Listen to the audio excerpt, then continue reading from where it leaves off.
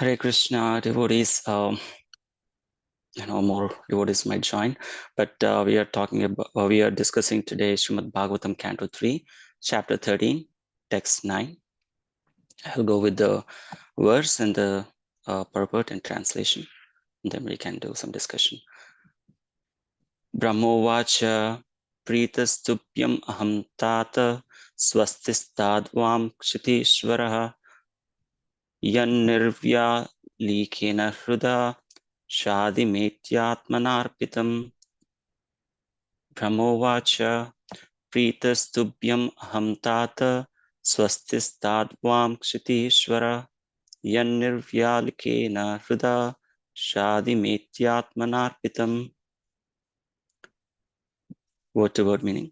Brahma Uvacha, Brahma said, Pritaha, pleased, Tubhyam, unto you, Aham, I, Tata, my dear son, Swasti, all blessings, Stat, let there be, Vam, unto you both, Siti Ishvara, O Lord of the world, yet, because, Nirvya Likena, without reservation, Hruda, by the heart, Shadi, give instruction, Ma, unto me, Iti, thus, Atmana, by self, Arpitam, surrendered. Translation and purport by His Divine Grace, A.C. Bhaktivedanta Swami Srila Prabhupada Ki Jai. Lord Brahma said, My dear son, O Lord of the world, I am very pleased with you, and I desire all blessings for both you and your wife. You have without reservation surrendered yourself unto me with your heart for my instructions. Purport. The relationship between the father and the son is always sublime. The father is naturally disposed with goodwill towards the son, and he is always ready to help the son in his progress in life. But in spite of the father's goodwill, the son is sometimes misguided because of his misuse of personal independence. Every living entity, however small or big he may be, he has the choice of independence. If the son is unreservedly willing to be guided by the father is 10 times more eager to instruct and guide him by all means. The father and son relationship as exhibited here in the dealings of Brahma and Manu is excellent. Both the father and the son are well qualified, and their example should be followed by all humankind. Manu, the son, unreservedly asked the father, Brahma, to instruct him, and the father, who was full of Vedic wisdom, was very glad to instruct. The example of the father of mankind may be rigidly followed by mankind, and that will advance the cause of the relationship of fathers and sons. Just with Mangalacharan prayers. Om Ajnana Timirandasya Jnananjana Shalakaya Chakshur Unmilitam Yena Tasmai Shri Gurave Namaha Shri Chaitanya Manobhishtam Stapitam Yena Bhutale Swayam Rupaha Kadamahyam Dadati Swapadantikam Vandeham Shri Guru Shri Utapada Kamalam Shri Gurun Vaishnavamsha Shri Rupam Sagrajatam Sagana Raghunathan Vitam Tam Sajivam Sadvaitam Savadutam Parijana Sahitam Krishna Chaitanya Devam Shri Radha Krishna Padan Sahagana Lalita Shri Vishakhan Vitamsha He Krishna Karuna Sindhu Dina Bandhu Jagatpate Gopesha Gopika Kanta Radha Kanta Namostute Tapta Kanchana Gaurangi Radhe Vrindavaneshwari Vrishabhanu Sute Devi Pranamami Hari Priye Vancha Kalpatarupyascha Kripa Sindhubhya Eva Cha Patitanam Pavanebhyo Vaishnavebhyo Namo Namaha Namo Om Vishnupadaya Krishna Preshthaya Bhutale Srimate Bhaktivedanta Swami Iti Namni Namo Om Vishnupadaya Krishna Preshthaya Bhutale Srimate Ramapada Swami Iti Namni Namaste Saraswati Devi Gauravani Pracharane Nirvishesha Shunyavadi Paschati Destarane Jai Shri Krishna Chaitanya Prabhu Nityananda Shri Advaita Gadadhara Srivasadi Gauravaktarunda Hare Krishna Krishna Krishna Hare Hare Hare Ram Ram Ram Hare Hare Om Namo Bhagavate Vasudevaya Om Namo Bhagavate Vasudevaya Om Namo Bhagavate Vasudevaya Narayanam Namaskritya Narancheva Narottamam Devin Saraswati Vyasam Tato Jayam Udirayat. So translation says, Lord Brahma said, My dear son, O Lord of the world, I am very pleased with you, and I desire all blessings for both you and your wife. You have without reservation surrendered yourself unto me with your heart for my instructions. So the word pritaha, which is pleased, we must have heard this several times in Bhagavatam, how Suta Goswami was pleased with the questions of sages. And we also tend to use this word several times whenever we are in association of other devotees, how we want to please. That is one of the primary etiquette of Vaishnava, that we want to please other devotees, our Guru, other Vaishnavas, and Krishna. So here, Swayambhuva Manu, he pleasing his father, or in other words, Lord Brahma was pleased with the words and actions that Manu was showing towards his father. So just a background, in this chapter, we were discussing the appearance of Lord Varaha, and Vidura was inquiring with Maitreya, and he was inquiring about the Swayambhuva Manu. And in previous few verses, Swayambhuva Manu was kindly obliging to his father. The way he shows his obedience and sincerity, they are being explained. So that way is pleasing. So when I was reading this and a couple of few other verses in this chapter, I was thinking, sometimes we please others as well in different ways. Like here, Swayambhuva Manu was pleasing him in all through his mental disposition or through words and actions. As you see in the previous verse, one of the verse talks about how he was with folded hands, and he was very respectful. That way he's showing with his actions and with his words how he was asking that he is completely surrendered himself, and he wants to follow whatever his father wants to say, the instructions. He was waiting for his instructions. So he was, in all respects, he was giving that sincere attitude towards his father. And we also try to please, kids want to please their parents sometimes with their words or with their actions, but maybe they ask so pleasingly, but after some time, once their desire is fulfilled, maybe they forget about it. Especially not much more in the devotee circle, but where I come from, I used to please my parents for going to a movie or something. And after that, when the situation comes, I used to forget, and then I used to talk something else. So it's very important that we remember that we please in not just through our words, but also actions, and mentally also. Sometimes we externally we please, but internally we might envy that person or something like that. So I came across, we were reading as part of our reading group in Srimad Bhagavatam, Canto 5th. Now we are in 17th chapter, I think. But in 15th chapter, there was a verse that talks about pleasing the Supreme Personality of Godhead will automatically please all other living entities, including demigods, human beings, birds, animals, beasts, creepers, plants, grass, and including Lord Brahma himself. So, that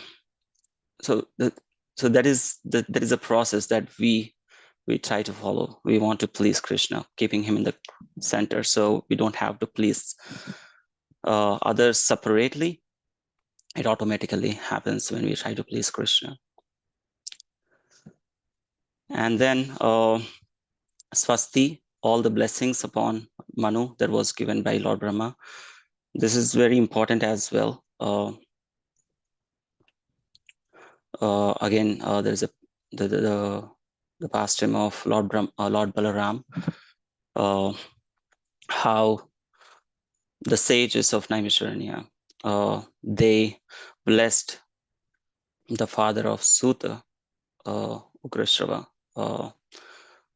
Suta's other name, the actual name is Ugrashrava, but his father Romaharshana, as you might know, he was on Vyasasan leading the lecture to all the sages, and Lord Balaram appears, and then all the sages stand up and give him respect. However, Romaharshana Suta, he doesn't show that respect. He was maybe a little pride, but Lord Balarama understand that, and he take a blade of grass, kusha grass, and he kills him. After that, the sages show their concern that, my Lord, we gave these blessings that he lives longer life, but now you came and killed him.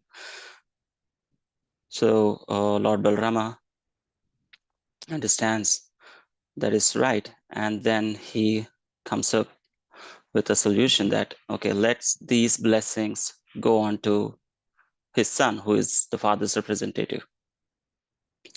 That way, Sutta goes. The sages, when inquiring with Sutta Goswami, they start the first question.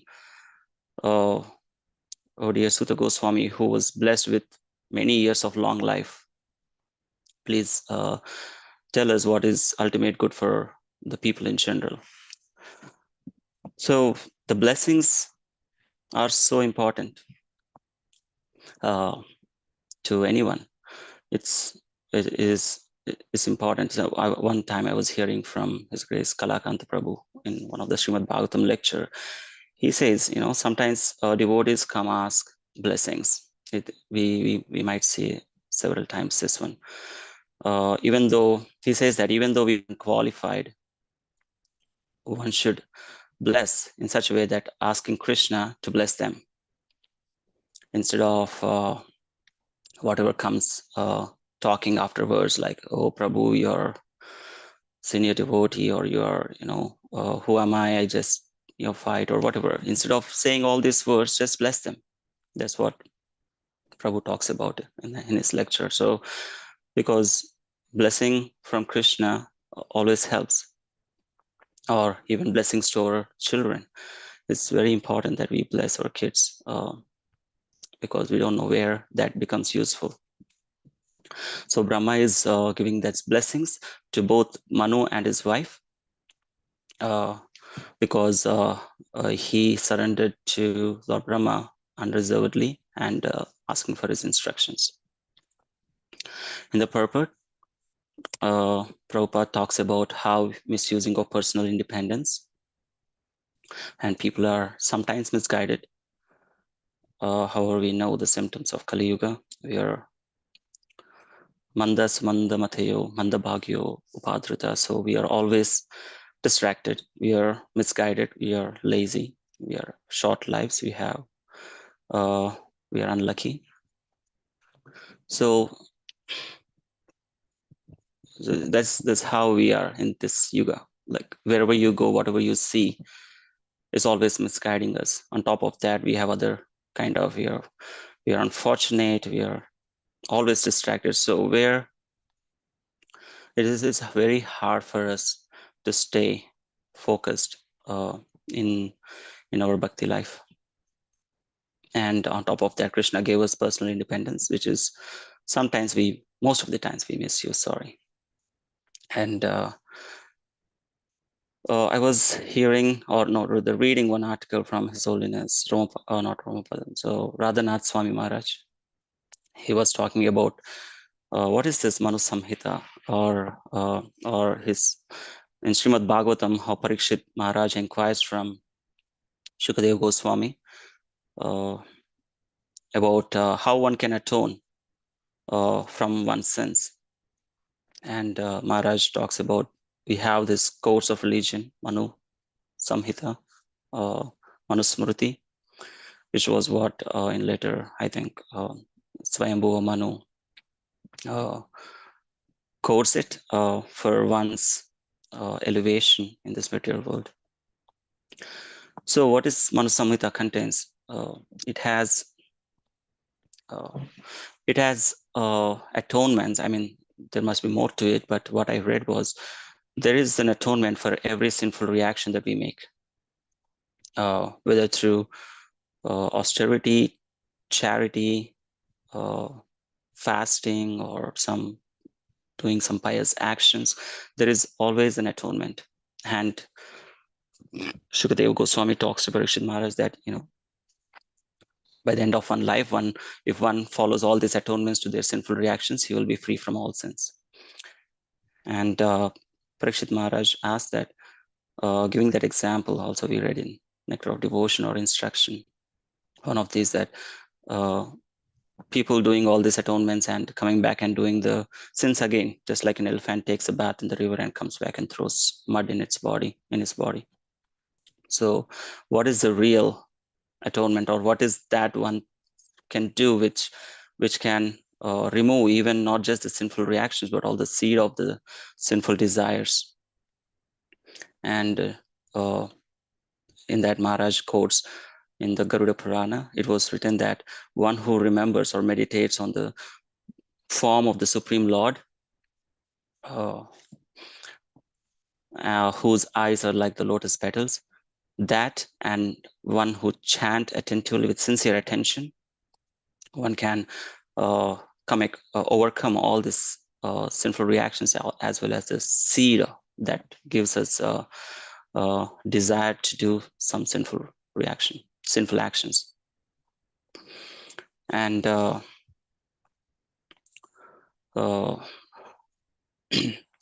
and then so that's how one should do the chanting. And this is also given by Sri Chaitanya Mahaprabhu, that Cheto Darpanamarjanam, the chanting will purify within and without, inside, within us, within our heart, all the impurities.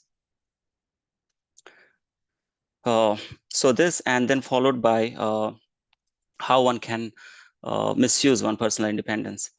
And we know how in Kali Yuga it's always there.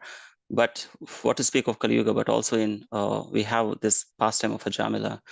It was, I think, sometime in Treta Yuga or later. Even in those days, it's very hard for one to be misguided and also misusing one's personal free will independence.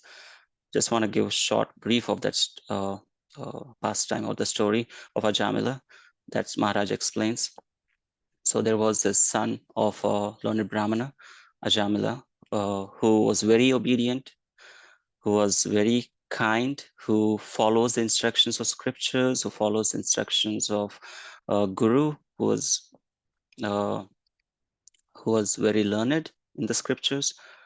So one day he was sent to the forest to bring wood for some personal sacrifice at the home for some yajna. However, in his way back, he sees this fourth class man embracing a prostitute, and then he cannot leave those thoughts. And then he comes back home, and then the next thing he does is he hires that prostitute, and they both fall into these sensual pleasures. And slowly he gets degraded day after day. However, we know, so I don't want to go what happens next, we all know. But this is the kind of association that we want to get ourselves insulate from. Maharaj says that one should insulate, one should protect oneself and one's loved ones from this kind of bad association, and then fall into our good associations, which Srila Prabhupada gave us the entire infrastructure of devotional service, how one should be there. So we should be protective at all times. So Manu, or in another article I was reading, Manu Samhita, Varnashrama Dharma, all the codes of this religious principles, Prabhupada uses very interchangeably. We all know some of the codes of of the Manu Samhita that Prabhupada more often quotes is that, the women should not be left independent, or women should be protected at all times. Even though it sounds improper, especially in this age, because everyone wants to be independent. But there is the inner meaning of it is, Prabhupada says in that article that one should protect the woman as one protects the child. Now, if you say to any Mataji or to one's wife, how about instead of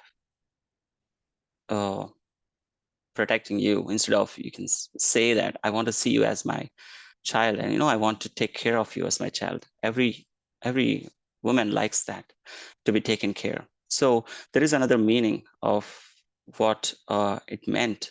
So the codes of Manu Samhita says one of those is that protecting women is very important, but that means one should protect women as if one protects the child. This dharma is on one side, and the dharma that we try to hear or practice, the Sanatan Dharma, is on the other side, which is pure devotional service. I was hearing this Srimad Bhagavatam lecture from His Holiness Rompada Maharaj. He was talking about this couple of verses, Savai Pumsa Paro Dharmo, Ito Bhaktir Atokshache Ahetuki Apratihata Atma Suprasidati. So the devotional service should be unmotivated and causeless or uninterrupted. So what does that mean? It should not be performed for to get some material gain, or to speculate philosophically or something like that. But dharma, the varnashrama dharma, or the dharma, artha, kama, moksha, the religion principles gives us something else, but that is also required. As in previous purport, Prabhupada says, the disciplic succession coming from Brahma is spiritual, whereas the genealogical succession coming from Manu is material. But even though they both are there, they both brings one to God consciousness, some or the other. And we know how Vedas elevate one from the gross materialistic to the platform of spiritual, to the spiritual platform. So it is there, but Prabhupada says in one of the articles that I read that one should not misuse, or one should not say, oh, I am this devotee and I want to detach from my family. That's what it says. Your devotional service is Jnanam Vairagya Muchate. So one should, it automatically comes, the knowledge and detachment. So instead, I would go and detach from my family, or I will go and get this knowledge.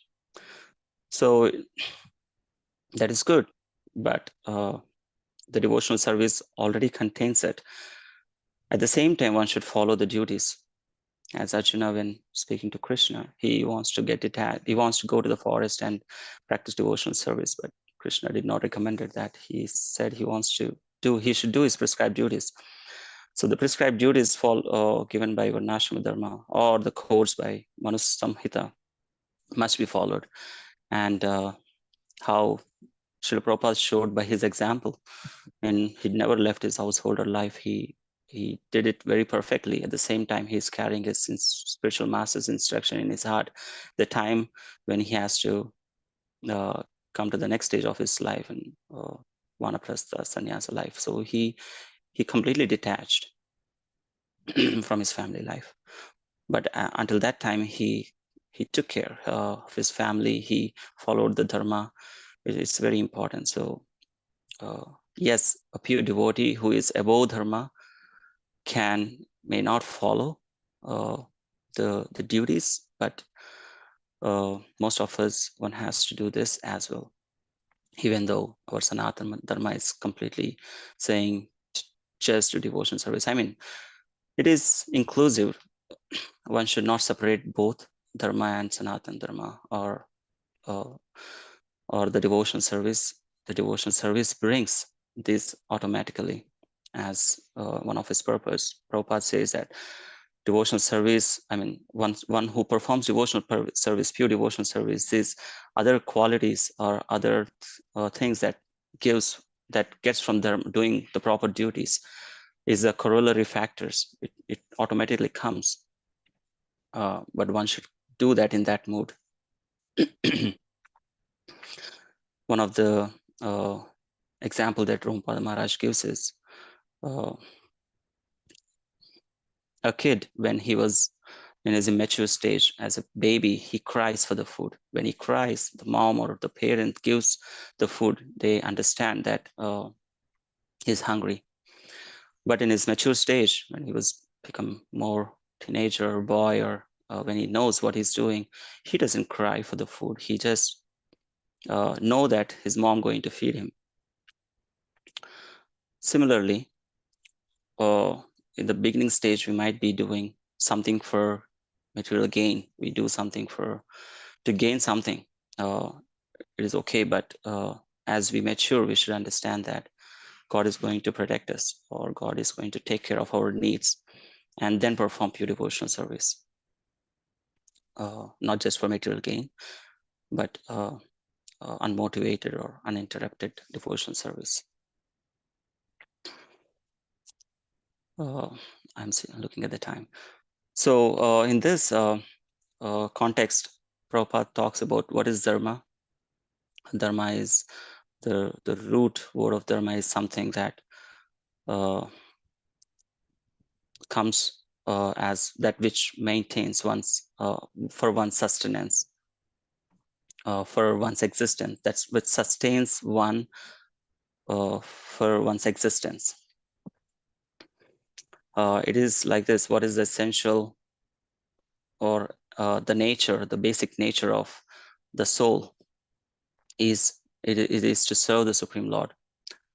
Just like Maharaj gives, Rampada Maharaj gives example of, course often says this example that the basic nature of water is a liquid, even though it can become solid in the very cold temperatures, or the taste. Or another one example he gives is this: the basic nature of the fire is the light and heat. Without light and heat, you cannot say it's a fire, even though there is smoke. So there are secondary factors, just like there are duties, but the basic nature of one's existence, the dharma, is to serve the Supreme Lord. That is on a soul platform, on the spiritual platform. So that is dharma. That's what he says. So one should please the Supreme Lord. One should please the Vaishnavas, as we all know. But at the same time, we should not forget our duties, the dharma, as how the Manu was showing by his example towards his father. It's is very important as well. Thank you. Please correct me if I spoke something wrong, or I'm open for discussion.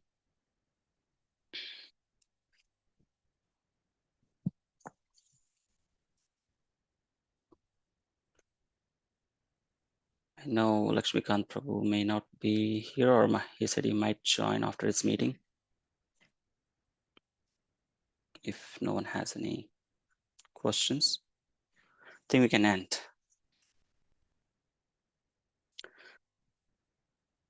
Vanchakalpatarubhyascha kripa sindhubhyev cha patitanam pavanebhyo vaishnavebhyo namo namah. Thank you. Hare Krishna.